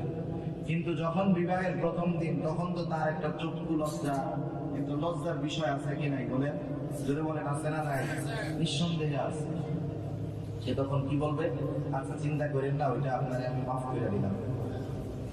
এই মাফ আসল মাফ না, এই মাফ আসল মাফ না। এক হযরত ডাকাতের কবলে পড়ছে, 14 গ্রাম ডাকাতের কবলে পড়ছে। ডাকাতেরা হুজুরদের কাছ থেকে শুধু মাল নিস নেয় না, আবার দোয়াও চায়। মাশাআল্লাহ, হুজুরে আটকাইছে, আটকাইয়া যা আছে সবকিছু নিয়ে দিয়া যাওয়ার সময় মুসাফা করে বলে হযরত মনে করেন না, দোয়া করেন, আর যেটা নিচ্ছি হুজুর মাফ করে দিন। না আচ্ছা বলেন তো, আমি যদি এই ধরনের অবস্থার সম্মুখীন হই, ডাকাত সবকিছু নিয়ে আমার কাছে আইসা যদি বলে যে হুজুর যা নিছি মাফ করে দিন, আমি কি বলবো? না মাফ করুন না, এরকম বলবো? আমি জানের ভয়ে কি বলবো? যে আমি মাফ করে দিচ্ছি। এই ডাকাতরে যেমন মাফ করা হলো, এটা যেমন মাফ, ওই বাসর রাত্রে স্ত্রীর মোহরানা মাফ করার ওরকম মাফ। আচ্ছা আল্লাহ না করুক ওই যে মেয়েটা মোহরানার বাকি 10 লক্ষ টাকা মাফ করে দিল, আল্লাহ না করুক 2 বছর পর দুজনের মধ্যে বিবাহ বিচ্ছেদ হয়ে গেছে। কোর্টে মামলা করবে যে তার সাথে আমি আর থাকতে চাই না, আমার যা প্রাপ্য সে দিয়ে দিন। এখনো ওই যে কাবিননামার মধ্যে যা লেখা হয়েছে যে 15 লক্ষ কাবিননামায় মোহরানা, 5 লাখ দেওয়া হয়েছে, 10 লাখ বাকি। কাগজে কলমে সে তো 10 লক্ষ পায়, ঠিক না? এখন আপনি যদি আদালতে দাঁড়ায় বলেন মাননীয় আদালত মিথ্যা কথা, বাসর রাত্রে বাকি 10 লাখ আমার মাফ করে দিচ্ছে, কি বলেন? ওই মহিলা কি মাফ করবে তখন? তার মানে বাস্তবতার বিষয় হলো মোহরানার টাকা ওইভাবে মহিলারা মাফ করবে না। সেজন্য বাসর রাত্রে মোহরানার টাকা মাফ করানোর ধান্দায় কেউ আমরা থাকবো না, ঠিক কিনা বলেন? এটা দেওয়ার পরিপূর্ণ নিয়ত থাকতে হবে এবং তাকে এটা দিয়ে দিতে হবে, প্রয়োজনে তার কাছ থেকে সময় নিতে হবে। এরপরে যখন সম্পর্কটা স্বাভাবিক হবে, পুরাতন হবে, এরপরে যদি সে কিছু মাফ করে দেয়, খাওয়ার জন্য কিছু দেয়, স্বামীকে কিছু ক্ষমা করে দেয়, সেটা ভিন্ন কথা। কিন্তু বাসর রাত্রে মহিলা লজ্জায় অনেক কিছু বলতে পারে, সেটা ওই অবস্থার আলোকে ধরা যাবে। যাই হোক, এরপরে বিবাহ হলো। বিবাহের পরে আমাদের দেশে একটা অনুষ্ঠান করে, যেটা আমাদের এলাকার পরিভাষায় যেটাকে বলা হয় বউ ভাতের অনুষ্ঠান। বউ ভাতের অনুষ্ঠান এটাকে আরবি পরিভাষায় বলে ওলিমা। আজকে আফসোস, এই বিষয়গুলো এক ধরনের বিজনেস হয়ে গেছে, বিজনেস। ওলিমা এটা তো রাসূলুল্লাহ সাল্লাল্লাহু আলাইহি ওয়াসাল্লামের সুন্নাত। সাহাবায়ে কেরাম ওলিমা করেছেন, রাসূলুল্লাহ সাল্লাল্লাহু আলাইহি ওয়াসাল্লাম ওলিমা করেছেন। একদিন একটা লোক রাসূলুল্লাহ সাল্লাল্লাহু আলাইহি ওয়াসাল্লামের দরবারে আসলো। লোকেরা বলতেছে, ইয়া রাসূলুল্লাহ, এই লোকটা নতুন বিবাহ করেছে। রাসূলুল্লাহ সাল্লাল্লাহু আলাইহি ওয়াসাল্লাম বললেন, তুমি বিবাহ করেছো, তুমি কি তোমার বিবাহের ওয়ালিমা করেছো? লোকটা বলল, ইয়া রাসূলুল্লাহ, ওয়ালিমা করেছি, তবে আমি গরিব মানুষ, এই জন্য লজ্জায় আপনাকে আমি দাওয়াত দেই নাই। নবীজি বললেন, কেন দাওয়াত দাও নাই? তোমরা যদি তোমার বিবাহের পরিমাণে আমাদেরকে দাওয়াত দিতা, আমরা তোমার দাওয়াত গ্রহণ করতাম, তোমার ওলিমায় শরীক হতাম, আমরা যাইতাম দাওয়াতে, কোনো অসুবিধা ছিল না। কিন্তু এখনকার ওলিমা বৌবাদ বলেন, এটার অবস্থা কি? কমিউনিটি সেন্টারে দাওয়াত দিবে, দাওয়াত দিয়া গেট দিয়া ঢুকাবে, কাঠ যতগুলা এই অনুযায়ী ঢুকাবে ভিতরে, ঢোকানোর পরে চারদিকের দরজা আটকানো, খাওয়া দাওয়ার পর সুন্দর মতো টেবিল একটা দিয়ে বসে রয়েছে। আসেনি বলেন? এটা তো পেইড গেস্টের মতো হয়ে গেল। ইউরোপ আমেরিকায় মেহমান যায়, ওরা মেহমান কেমন আগে থাকবেন, অসুবিধা নেই, কিন্তু খাওয়ানোর টাকাটা দিয়ে দিতে হবে। এই দাওয়াতের সিস্টেমটা এখন আমরা তাদের কাছ থেকে নিয়ে নিয়েছি। আবার সমস্যাও আমাদের, দাওয়াত দিয়ে যদি আমার চাহিদা মোয়াফেক না খাওয়ায়, তাইলে আমারও অবস্থা খারাপ, আমি সমালোচনা শুরু করি। সেজন্য দাওয়াতের ক্ষেত্রে মেহমানকে আমি যখন আহ্বান করব, মেহমান দাওয়াত আমার বাড়িতে আসবে, আমার অ্যাবিলিটি আছে যা তাই খাওয়াবো, এবং মেহমান খাওয়ার পরে সমালোচনা করতে পারবে না, যা তার নসিবে আছে সেটা খাবে। এই বিষয়টা সুন্দর কখন হবে? যখন এখানে বিনিময়ের কোনো আশা না থাকবে, ঠিক কিনা বলেন? কিন্তু অবস্থা হলো এইরকম, আমাদের অধিকাংশ অনুষ্ঠানগুলো বৌভাত বলেন আর অন্য কিছু বলেন, কমিউনিটি সেন্টারের মধ্যে যখন নিয়ে যাওয়া হয়, ভেতরে ঢুকায় শান্তি দরজা আটকানো, এইবার গেটের কাছে টেবিল দিয়ে বসে থাকে। উদ্দেশ্য কি? এতক্ষণ যা খাইছো ভালো কথা, খালি বের হওয়া যাবে না, এখানে কিছু টাকা দিয়ে যা। মূল উদ্দেশ্য এটা। বলতে পারেন হুজুর সবার তো আর উদ্দেশ্য এটা থাকে না, যারা টেবিল দেয় মুখ দিয়ে কিছু বলার দরকার নাই, উদ্দেশ্য মূলত ওইটাই, ঠিক কিনা বলেন? আবার দাওয়াতের ক্ষেত্রেও বাইসা বাইসা দাওয়াত দেয়, সবাইকে দেয় না। দাওয়াতের ক্ষেত্রে বেছে বেছে দাওয়াত দেয়, সবাইকে দেয় না। চিন্তা করে কি যে যারা দাওয়াত দিলে বেশি টাকা দিতে পারবে, এইরকম লোকদেরকে দাওয়াত দেয়, আর গরিব মানুষকে দাওয়াত দেয় না, বঞ্চিত করে। প্রতিবেশী হলেও বাদ দেয়, আত্মীয় হলেও বাদ দেয়। অথচ রাসূলুল্লাহ সাল্লাল্লাহু আলাইহি ওয়াসাল্লাম কত সুন্দর আমাদেরকে জানায় দিলেন, শাররুত তুআমি তুআমুল ওয়ালিমা ইউদআ লাহুল আগনিয়া ওয়া ইউতরাকুল ফুকারা। ওই ওলিমা কতই না নির্দিষ্ট ওলিমা, যে ওলিমার মধ্যে শুধু সম্পদওয়ালাদেরকে দাওয়াত দেওয়া হয়, আর গরিব মানুষ যারা অসহায় যারা, তাদের দাওয়াত দেওয়া হয় না। ধনীরা গরিবদেরকে দাওয়াত দেয় না, আর যারা গরিব এরা ধনীদেরকে দাওয়াত দিলে তারা ওই গরিবের বাড়িতে আসে না। গরিব মানুষ যদি ধনীর দাওয়াত দিতে যায়, কি মনে করে জানেন? দাওয়াত দিচ্ছে টাকার জন্য, এই টাকার জন্য দাওয়াত দিতেছে, এটা মনে করে সে তারে কিছু টাকা পয়সা দিয়ে বলে যা যা, অসুবিধা নেই, যা পারলে যা, বলে, ঠিক কিনা বলেন? এই জন্য আল্লাহ রাসূল সাল্লাল্লাহু আলাইহি ওয়াসাল্লাম সতর্ক করে দিয়েছেন। নবীজি বলেন, মান দাআ ফালাম ইয়াজিব ফাকাদ আসাল্লাহ ওয়া রাসূলাহ। যাকে দাওয়াত দেওয়া হলো, সে যদি ওই দাওয়াতে উপস্থিত না হয়, সে আল্লাহ এবং তার রাসূলের নাফরমানি করলো। সেজন্য আমাদেরকে যখন কোনো অসহায় মানুষ দাওয়াত দিবে, শরঈ যদি কোনো ওজর না থাকে, আমরা এই গরিব মানুষগুলোর দাওয়াতেও উপস্থিত হব। আবার এই কাম করব না, যেখানে দাওয়াত নাই সেখানে আমরা যাব না, যেখানে দাওয়াত নাই সেখানে যাব না। রাসূলুল্লাহ সাল্লাল্লাহু আলাইহি ওয়াসাল্লাম বলেন, মান দাখালা আলা গায়রি দাওয়াতিন, যে ব্যক্তি দাওয়াত ছাড়া কোথাও প্রবেশ করলো, নবীজি বলেন, দাখালা সারিকা ওয়া খারাজা মুতিরা, চোর হয়ে ঢুকলো, লুণ্ঠনকারী ডাকাত হয়ে সে বের হলো। দাওয়াত যেখানে নাই সেখানে যাব না। আর দাওয়াত গুলো আমরা বিনিময়ের আশায় কাউকে দাওয়াত দিব না। আগের মানুষ দাওয়াত না দিলে চিন্তিত হয়ে যেত, এখন দাওয়াত দিলে চিন্তিত হয়ে যায় যে কি করব না করব, পেরেশানিতে পড়ে যায়। এভাবে যদি আমরা আমাদের বিভাগের কাজগুলো সামনের দিকে অগ্রসর হতে পারি, তাহলে এই বিবাহ ইবাদত হবে। অভাব যদি থাকে, আল্লাহ রাব্বুল আলামিন বিবাহের কারণে বরকত দিয়ে দিবে। আর একটা বিষয় আমাদেরকে খেয়াল রাখতে হবে, রাসূল আকরাম সাল্লাল্লাহু আলাইহি ওয়াসাল্লাম বলেন, যখন তোমাদের কাছে কোনো প্রস্তাব আসে, ছেলেটা দিনদার মুত্তাকি পরহেজগার, এমন প্রস্তাব যখন তোমাদের কাছে আসে, ভালো ছেলের ব্যাপারে যখন সম্বন্ধ আছে, তোমরা তখন ওই ছেলের সাথে মেয়েকে বিবাহ দিয়ে দাও। যদি এইরকম উত্তম চরিত্রের ছেলেদেরকে তোমরা ফিরায় দাও, বিবাহ না দাও, তাহলে দুনিয়ার মধ্যে ব্যাপক আকারে ফিতনা ফাসাদের সৃষ্টি হয়ে যাবে। মেয়ে বিবাহের ক্ষেত্রে এই বিষয়টা আমরা খেয়াল রাখবো। এখনকার জামানায় মেয়ে বিবাহ দেওয়ার ক্ষেত্রে আগে জিজ্ঞাসা যদি করে যে মেয়েটা সুন্দর, ঠিক আছে, ছেলের ব্যাপারে যখন বলে আগে জিজ্ঞাসা করে ছেলে কি চাকরি করে। ছেলে যদি সরকারি চাকরি করে, ছেলে যদি বিদেশে থাকে, অনেক টাকার মালিক যদি সে হয়, তাহলে মা বাবা অটোমেটিকই রাজি হয়ে যায়। খবরদার, এই মেয়েটার সর্বশেষ হক, মা বাবার উপরে যে হক, সেটা হলো যে মা বাবা এই মেয়েটাকে একটা দিনদার ছেলের হাতে তুলে দেবে, পাত্রস্থ করবে। এরপরে যদি মেয়েটা বদ্দিন হয়ে যায় স্বামীর ঘরে গিয়া, এতে যদি স্বামীর গাফলতি থাকে তাহলে এটাতে স্বামীর দোষ। কিন্তু বাবা যদি এই মেয়েটাকে একটা দিনদার পাত্রের হাতে তুলে না দেয়, আর মেয়েটা যদি এই কারণে গোনার পথে চলে যায়, তাহলে এর জন্য কিন্তু ওই বাবা অভিভাবক দায়ী। সেজন্য বিবাহ আমাদের সামাজিক একটা বিষয় নয়, বিবাহ আদর্শ মানুষ গড়ার একটা মাধ্যম।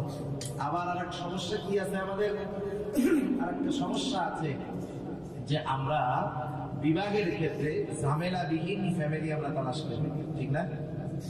সবাই তালাশ করে এক বাবার এক মেয়ে আছে কিনা, সবাই তালাশ করে এক বাবার এক মেয়ে কিনা। কিন্তু রাসূলুল্লাহ সাল্লাল্লাহু আলাইহি ওয়াসাল্লাম কি বললেন? নবীজি বলেন, তাযাওয়াজুল ওয়াদুদাল ওয়ালুদান ফাইন্নী মুকাফিরুম বিকুমুল উমাম। রাসূলুল্লাহ সাল্লাল্লাহু আলাইহি ওয়াসাল্লাম বললেন, তোমরা আদরিনী সোহাগিনী, বেশি বেশি সন্তান প্রসবকারিনী এমন পরিবারে বিবাহ করো। কিন্তু আমাদের যুব সমাজের আজকে একটা অভ্যাস হয়ে গেছে, যেখানে মেয়ে কম কথা যদি ভালো হয়, এক বাবার এক মেয়ে যদি হয়, বেশি খুশি হয়, ঠিক না? কি বলে, কোনো ঝামেলা নাই, এক বাপের এক মেয়ে, কোনো টেনশন নাই, চিন্তাবিহীন, কোনো ঝামেলা নাই। আমি মনে মনে বলি, তোমার ঝামেলা না, তোমার দাম দেওয়া হইলে, তোমার শ্বশুর শাশুড়ি বললে তো সবই তোমার দাম দেওয়া হইলে সম্পদের একক মালিক হওয়া। নাইলে রাসূলুল্লাহ সাল্লাল্লাহু আলাইহি ওয়াসাল্লাম বেশি বেশি সন্তান প্রসবকারী পরিবারে কেন বিবাহ করতে বলছেন? নবীজি বলেন, ফাইন্নী মুকাফিরুম বিকুমুল উমাম, কিয়ামতের দিন আমি আমার উম্মতের সংখ্যা বৃদ্ধি নিয়ে গর্ব করব। অথচ দেখেন রাসূলুল্লাহ সাল্লাল্লাহু আলাইহি ওয়াসাল্লাম যেই বিষয় নিয়ে গর্ব করতে চান, আমরা আমাদের এই কর্মগুলোর মাধ্যমে নবীজির গর্বকে খর্ব করে দিচ্ছি, ঠিক কিনা বলেন? সেজন্য বিবাহের ক্ষেত্রে এই বিষয়গুলো আমরা খেয়াল রাখবো, তাহলে বিবাহ হবে ইবাদত। আর এই বিবাহের দ্বারা কেউ যদি অভাবে থাকে, সম্পদ কম হয়, বরকত দিয়ে দিবে কে? জোরে বলেন, কে দিবে? সেজন্য যুব সমাজকে বিবাহ দিতে হবে। যারা অভিভাবক, আপনারা এই বিষয়টা খেয়াল রাখবেন। বিশেষ করে চট্টগ্রাম, সিলেটে আমার অভিজ্ঞতা দেখা যে মেয়েদের বিবাহের ব্যাপারে এনাদের খুব তোড়জোড় থাকে, কিন্তু এই ছেলেটা যে যৌবনে পদার্পণ করলো, তাকে যে বিবাহ দিতে হবে, এ ব্যাপারে মা বাবার খুব গাফলতি থাকে। আবার এটাও আমরা খেয়াল করব, যাদের মেয়ে আছে, বোন আছে, যখন কোনো দিনদার ছেলে বিবাহের প্রস্তাব দেয়, আমি যদি দেখি তার বংশ ভালো, ছেলেটা দিনদার, খারাপ কোনো অভ্যাস নাই, আমি তার হাতে নিশ্চিন্তে মেয়েটা তুলে দেব। আরে ভাই, মেয়ের বাবার সম্পদ আছে, এই মেয়ে যতই সুন্দরী হোক, আপনাদের চট্টগ্রামের অবস্থা যা, যতই সুন্দরী হোক, বিবাহ দেওয়ার সময় তার 10 লাখ খরচ আছে, ঠিক কিনা বলেন? কিন্তু ওই যে গরিব ছেলেটা, বংশ ভালো, মুত্তাকি, পরহেজগার, তার সম্পদ নাই। যার সম্পদ নাই, সে সম্পদ কামনা অধিকাংশ ক্ষেত্রে কম করে মেয়ে পক্ষের থেকে। আপনি কি করেন? ওই ছেলেটার সাথে মেয়েটার বিবাহ দেন, মেয়েটা তো ওই ছেলের ঘরে থাকবে। আপনি তো অনেক কিছু দিতেন মেয়েরে, ফার্নিচার দিতেন, টেলিভিশন দিতেন, ফ্রিজ দিতেন, এইগুলা না দিয়া ছেলের 5 লক্ষ টাকা দিয়ে একটা ব্যবসা করায় দেন। ছেলেটা প্রতিষ্ঠিত হোক, সে ব্যবসা করুক, এতে কি হবে? আপনার মেয়েটা হয়তো কাঁচা বাড়িতে থাকবে, কিন্তু মানসিক ভাবে সে খুব আনন্দে থাকবে, স্বাচ্ছন্দ্যের সাথে থাকবে, ঠিক কিনা বলেন?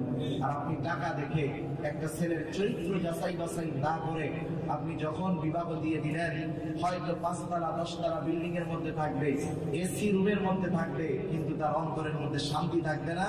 ওই ঘরটা তার কাছে ছোট্ট একটা জাহান্নাম মনে হবে, ঠিক কিনা বলেন? সেজন্য দ্বীনের মধ্যে শান্তি। আজকে তামাম দুনিয়ার মধ্যে ইহুদি নাসারা এই যে পারিবারিক যে বন্ধন, এই বন্ধনটাকে নষ্ট করার সর্বোচ্চ অপচেষ্টা আমাদের মধ্যে চালাচ্ছে। আফসোস, পরোক্ষভাবে হলেও, প্রত্যক্ষভাবে হোক আর পরোক্ষভাবে হোক, আমরা মুসলিম সমাজ তাদের ষড়যন্ত্রের ফাঁদে পা দিয়ে দিয়েছি। তাদের ষড়যন্ত্র তথা তাদের যে স্কিম, তাদের যে উদ্দেশ্য, সেটা বাস্তবায়নের পক্ষে আমরা মুসলমানরাও কাজ করতেছি নিজেদের অজান্তে। আপনারা হয়তো অনেকে জেনে থাকবেন, আজকে বাংলাদেশের একটি প্রসিদ্ধ কোম্পানি নাম হলো ইউনিলিভার। চেনেন না? লিভার ব্রাদার্স আগে ছিল। এদের একটা পেস্ট আছে, এটার নাম ক্লোজ আপ। ক্লোজ আপ কাছে আসার গল্প শোনায়, বিভেদ দূরত্বকে দূর করে ভিন্ন ধর্মাবলম্বীদেরকে বিভাগের প্রতি আবদ্ধ করতেছে। এরকম একটা ছবি দেখলাম, হয়েছে খুব ব্যাপক প্রচার প্রসার হয়েছে। ছেলের গায়ে একটা ক্রুশ আছে, তার মানে ছেলেটা খ্রিস্টান, আর মেয়েটা হিজাব পরিহিতা, তার মানে বোঝা গেল মুসলমান। ক্লোজ আপ বোঝাতে যাচ্ছে যে তোমরা সমাজ এবং ধর্মীয় যে বাধা আছে সেটাকে দূর করে মানুষ হিসাবে ধর্মীয় ভেদাভেদ ভুলে গিয়ে তোমরা বিবাহ বন্ধনে আবদ্ধ হও, কোনো অসুবিধা নাই, তোমরা কাছে আসো, এতে মানবতার জয় হবে। নাউজুবিল্লাহ বলেন। এখন বলেন, একজন খ্রিস্টান তার সাথে যদি একজন মুসলিম মেয়ের বিবাহ হয়, এই বিবাহ বৈধ হবে? খ্রিস্টান ইহুদিরা আহলে কিতাব, ঠিক আছে, আপনি বলতে পারেন হুজুর কোরআনে তো আহলে কিতাবের সাথে বিবাহ দেওয়া বৈধ আছে। কখনো নয়। আহলে কিতাব মেয়েদেরকেও বিবাহ করার কোনো সুযোগ নাই, আবার ছেলেদেরকেও বিবাহ করার কেন সুযোগ নাই? কেন নাই? কারণ হলো ওই সময়ের আহলে কিতাব তারা ছিল তাওহীদবাদী, আল্লাহর একত্ববাদের উপরে বিশ্বাস করত। কিন্তু এখনকার খ্রিস্টান ইহুদি যারা আছে, নিঃসন্দেহে এরা মুশরিক, এদের সাথে বিবাহ দেওয়া বৈধ হবে না।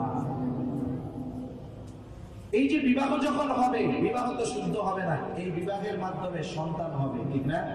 এই সন্তান কি সন্তান হবে? ওয়ালাদুজ জিনা হবে।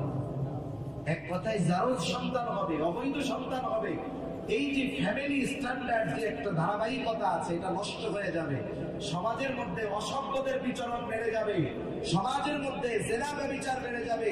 এই যে আমাদের দেশ সহ আমাদের দেশেও এই অবস্থা চলে আসছে, বিভিন্ন জায়গায় লিভ টুগেদার করে। আমার আপনার ভাই, আমার আপনার বোন ভার্সিটিতে পড়ে, বড় বড় জায়গায় একা গিয়ে থাকে। অনেক জায়গায় এই খবর আমাদের কাছে আসতেছে, পত্র পত্রিকায় আমরা জানতেছি। একই ভার্সিটিতে পড়ে, ছেলে মেয়ে দুজনে অবিবাহিত, কারোর সাথে কারো বিবাহ হয় নাই, দুইজনে একই রুমে, একই ফ্ল্যাটে, একই বাসায় থাকতেছে স্বামী স্ত্রীর মতো বছরের পর বছর। এটাকে তারা কোনো বাধা মনে করতেছে না। এগুলার কারণ কি? কারণ হলো এই ধরনের জিনা ব্যভিচার বাড়ার কারণ নাকি? কারণটা হলো সমাজে আমরা বিবাহকে কঠিন করে ফেলেছি। বিবাহ যখন কঠিন হবে, বৈধ পথ যখন কঠিন হবে, মানুষ তখন অবৈধ পথ অবলম্বন করার চেষ্টা করবে, ঠিক কিনা বলেন? অবৈধ পথ যদি অবলম্বন করে বিপদ আছে না নাই? দুনিয়ায়ও আছে, আখিরাতেও আছে। মনে করেন এই যে ইউরোপে বৈধভাবে যাওয়া কঠিন, আমাদের দেশ থেকে অনেক ভাই অবৈধভাবে 15-20 লক্ষ টাকা খরচ করে বিভিন্নভাবে যাওয়ার চেষ্টা করে। কয়েকদিন আগেও আমরা পড়েছি যে ভূমধ্য সাগরে শীতে জমে নৌকার মধ্যে আমাদের দেশের 7জন না 8জন যুবক ঠান্ডায় জমে মৃত্যুবরণ করছে অবৈধ পথে যেতে গিয়ে। তার মানে যে কোনো বিষয় আপনি যদি অবৈধভাবে অগ্রসর হন, এর মধ্যে ক্ষতি আছে, বিপদ আছে। যারা ইসলাম বিদ্বেষী, এরা চাইতেছে যে আমাদের মুসলিম কমিউনিটি, এই মুসলিম সমাজ ব্যবস্থাকে ধ্বংস করে, পরিবার ব্যবস্থাকে ধ্বংস করে, এখানে এরা এক ধরনের অশান্তি সৃষ্টি করতে চাচ্ছে, যার দ্বারা কি হবে? বিবাহকে ভেঙে দিবে, জিনা সহজ করবে, লিভ টুগেদার হবে, দুজনের মেলামেশায় সন্তান হবে, মা বাবার সরাসরি হবে। এই সন্তান এক সমুদ্রের মধ্যে থাকবে। এই ওয়ালাদুজ জিনা, এর দ্বারা ভালো কিছু আশা করা যাবে না। সমাজে বিশৃঙ্খলা হবে, অনৈতিকতা বাড়বে।